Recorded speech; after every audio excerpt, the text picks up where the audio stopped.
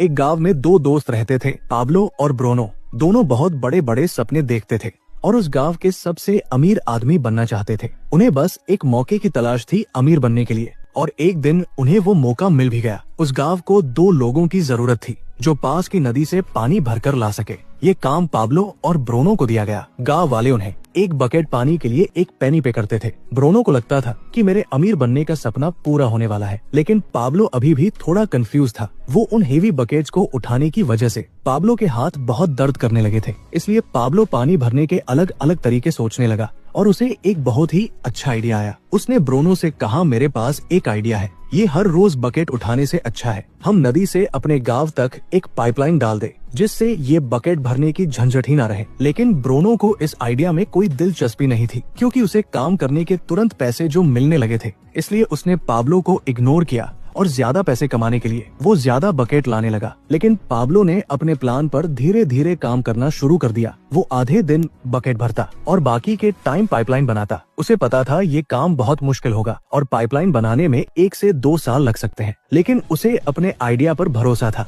इसलिए उसने पाइपलाइन के लिए काम जारी रखा। कुछ महीने बाद ब्रूनो और गांव वालों ने उस पर हंसना शुरू कर दिया, क्योंकि 1-2 महीने में उसका कुछ खास काम नहीं हुआ था। इसलिए गांव वाले उसे पाब्लो द पाइपलाइन मैन कहकर उसका मजाक उड़ाते थे। और दूसरी तरफ बकेट भरने वाले ब्रूनो की इनकम डबल हो चुकी थी। वो एक बड़ा घर खरीद चुका था, उसकी लाइफस्टाइल बदल चुकी थी। ब्रूनो जब वीकेंड्स पर मजे करता तब भी पाब्लो पाइपलाइन के लिए खुदाई का काम करता था। और कुछ ही महीने बाद पाब्लो की आधी पाइपलाइन बन चुकी थी, जिसकी वजह से उसे पानी भरने के लिए अब आधे रास्ते तक ही आना पड़ता था। इससे उसका काफी टाइम बचने लगा और वो पाइपलाइन बनाने में ज्यादा टाइम देने लगा। इधर कुछ महीनों बाद ब्रूनो को रियलाइज हुआ कि रोजाना इतनी बकेट उठाने से उसका शरीर अब पूरी तरह से थक चुका था। अब वो पहले जितना पानी नहीं ला सकता था, जिसकी वजह से वो बहुत परेशान रहने लगा। और इस तरह महीने गुजरते गए, पर पाब्लो ने अपनी पाइपलाइन पर काम जारी रखा और देखते ही देखते कुछ ही साल में पाब्लो ने पाइपलाइन कंप्लीट कर ली। अब वो बकेट उठाने की जगह पाइपलाइन से गांव वालों को 24 घंटे 7 दिन फ्रेश पानी देता था,